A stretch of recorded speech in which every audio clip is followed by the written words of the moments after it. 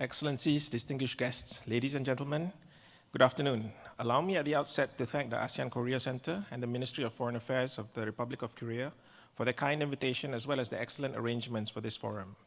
My name is Riaz, and on behalf of the Ministry of Foreign Affairs of Malaysia, it is an honor and a privilege to share with you today a broader perspective on the digital agenda in Malaysia. Ladies and gentlemen, first, let me set the context of the digital economy in Malaysia. Successive Malaysian governments have underscored the importance of digital economy and connectivity being part of the national agenda. I should like to highlight these three policy documents which prioritize Malaysia's digital agenda, clockwise from the top. The 12th Malaysia Plan 2021 to 2025 is the current iteration of our National Master Plan for Economic Development. The government has allocated $90 billion for projects under this plan, with the target of achieving an average of 4.5 to 5.5% of GDP growth. The 12th Malaysia Plan has in fact outlined enhancing digital connectivity as one of the game changers in accelerating technology adoption and innovation. In this regard, we are aiming for 100% 4G coverage in populated areas, wider 5G coverage, full internet penetration for urban and rural households, 10.5% contribution of e-commerce to GDP, and 25.5% contribution of the digital economy to GDP. Jalinan Digital Negara, Jendela, or window in the Malay language, is a plan that aims to upgrade Malaysia's digital communications infrastructure under the 12th Malaysia Plan. And finally, we have the Malaysia Digital Economy Blueprint, or MyDigital. Let me just briefly focus on MyDigital. This is an initiative that reflects the government's aspiration to harness digitalization in transforming Malaysia into a high-income nation. MyDigital aims to build a foundation to drive digitalization nationwide, including to bridge the digital divide. Across the 6 thrusts of MyDigital, 48 national initiatives and 28 sectoral initiatives have been outlined to, among others, adopt the digital-first mindset and increase digital adoption in public and private sectors, build the ecosystem to support digitalization of local enterprises, and narrow the digital gap between income groups, ages, and genders. Now, after living with the pandemic for the past few years, we have all seen new norms evolving while trying to forecast what demands may be placed upon us in the future. Among the problems with digital connectivity in Malaysia during the pandemic, rising internet traffic, shift of internet usage from offices to homes, reductions in internet speed, and related to all this, complaints on connectivity have increased. This is why under Jendela, the government has put in place initiatives to accelerate existing plans to enhance digital connectivity, achieve full 4G coverage in populated areas, and 100% household subscription to the internet. This has already been implemented for 5 years, from 2021 to 2025 in 2 phases, and I'll come back shortly to Jendela's role in one of the more relevant connectivity projects. Now, I highlighted the previous policy initiatives in order to further illustrate to you the trends that we see in this graph. The post-pandemic growth of Malaysia's digital economy is in itself remarkable. This is a quantum of 10.4% growth from 2020, with the ICT sector contributing over 23% of our GDP. How did we achieve this? Let's take a closer look at the past 2 years. We can see that e-commerce, and to a slightly lesser extent ICT manufacturing, were the major drivers of our GDP growth last year. Despite lower consumer demand, our economy was boosted through wholesale trade exports of electronic communication equipment and consumer electronics, which contributed almost 1/3 of the ICT manufacturing sector. Meanwhile, the ICT services industry was led by telecommunication services with a share of 31.5%. Ladies and gentlemen, against this backdrop, I would now like to share with you a couple of the relevant digital connectivity projects in Malaysia. The first project is the National Digital Connectivity Plan, the roadmap for Jendela. For the first phase, from 2020 to 2022, we targeted increased 4G coverage, increased mobile broadband speed, and expanded access of gigabit speed of fixed broadband. We also looked at the sunset of the 3G network and upgrade to fiberization.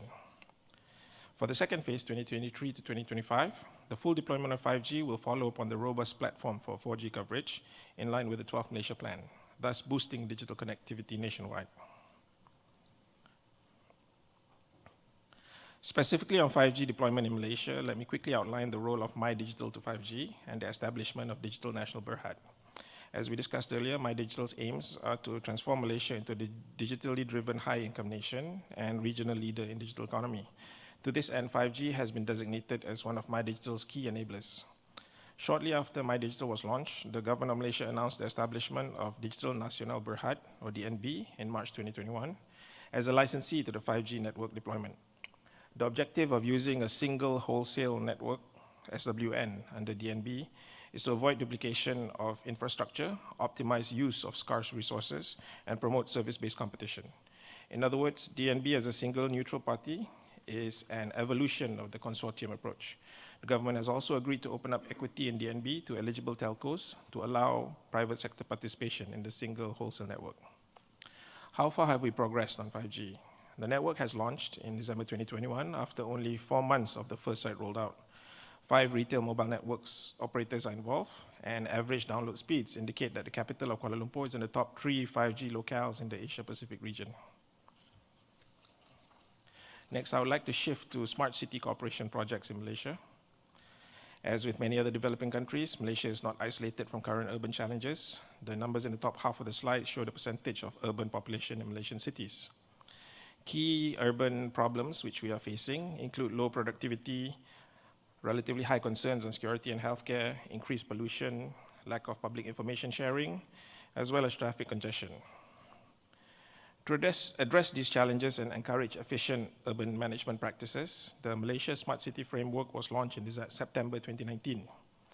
Priority will be given in promoting effective urban planning and governance, fostering a sustainable urban economy, prioritizing green and resilient urban development, as well as developing sustainable urban society. These strategies are also in line with the new urban agenda to support the 2030 SDG agenda. Under the 6 components of the framework, 36 strategies and 112 initiatives have been outlined to achieve high quality of life, promote economic growth, and develop sustainable and safe environments in our cities. Now, this slide highlights various national policies to support the smart city development in Malaysia. As you can see, a wide range of agencies have been involved, including the Ministry of Housing, the Ministry of Environment, and even the Ministry of Science, Technology, and Innovation. From this, we can also observe that the Malaysia Smart City Framework is a whole-of-government approach, underpinning our efforts as a reference in planning and implementation of smart cities to position them to be at par with global smart cities. Now, just to share brief statistics to illustrate where we are as of 2021, 80% of Malaysia's population were active internet users, and mobile phone penetration was also high at 84.2%. There were 28 million social media users and 40 million mobile connections in Malaysia, and 68% of Malaysian consumers have used digital wallets in the first quarter of 2022. Malaysia's efforts in developing smart cities is also in line with the ASEAN Smart Cities Network, and I also want to take this opportunity to thank Deputy Foreign Minister Choi Yong Sam for his reaffirmation earlier of the ROK support for the ASEAN Smart Cities Network. I'm also happy to share that our bilateral cooperation with the ROK extends to the area of smart cities. An MOU was signed between the Malaysian Minister of Housing and Local Government and the Korean Minister of Land, Infrastructure and Transport in March 2019. We have already seen much benefits from this, including the Kota Kinabalu Smart City Master Plan, and smart water management and smart new township projects. We've also collaborated with Korea on the rejuvenation of the Klang Smart Heritage City. And on a broader level, both countries are also engaging with the Asia-Pacific Telecommunity Regional on Smart Cities, where APT, ROK and Malaysia jointly organized the regional workshop in our administrative capital of Putrajaya. Ladies and gentlemen, I'm conscious of the time, so I hope the previous slides have given you a sample of what Malaysia has achieved and can offer to international partners in our common efforts to advance connectivity in the region. Now I'd like to quickly share what incentives we have in place for foreign investment. Let's start with the reasons why Korean and other foreign companies should invest in Malaysia. Immediately we can see that our geographical location, infrastructure, and human capital present value propositions for any foreign investor. But don't just take our word for it. You can see numerous testimonials here from multinationals in the digital economy sector who have been proven right in the decision to invest in Malaysia.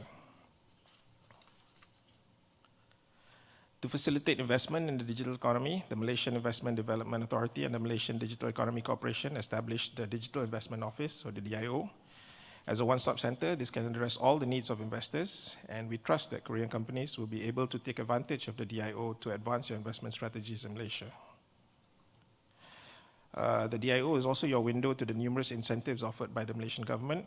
So let me just end by quickly touching on the High Impact Fund, which is a matching grant to attract investments of selected companies to locate their projects in Malaysia in order to compete with other countries in the region and the more developed economies by offering customized and competitive incentives. Excellencies, distinguished guests, ladies and gentlemen, I've come to the end of the presentation, so I hope that you now have a better understanding of the digital economy agenda in Malaysia and how our friends from Korea can enjoy closer collaboration with us in this regard. His Excellency Ambassador Dr. Lim Joy Jin and his investment team at the Malaysian Embassy in Seoul remain at your disposal should you have any further questions. Thank you.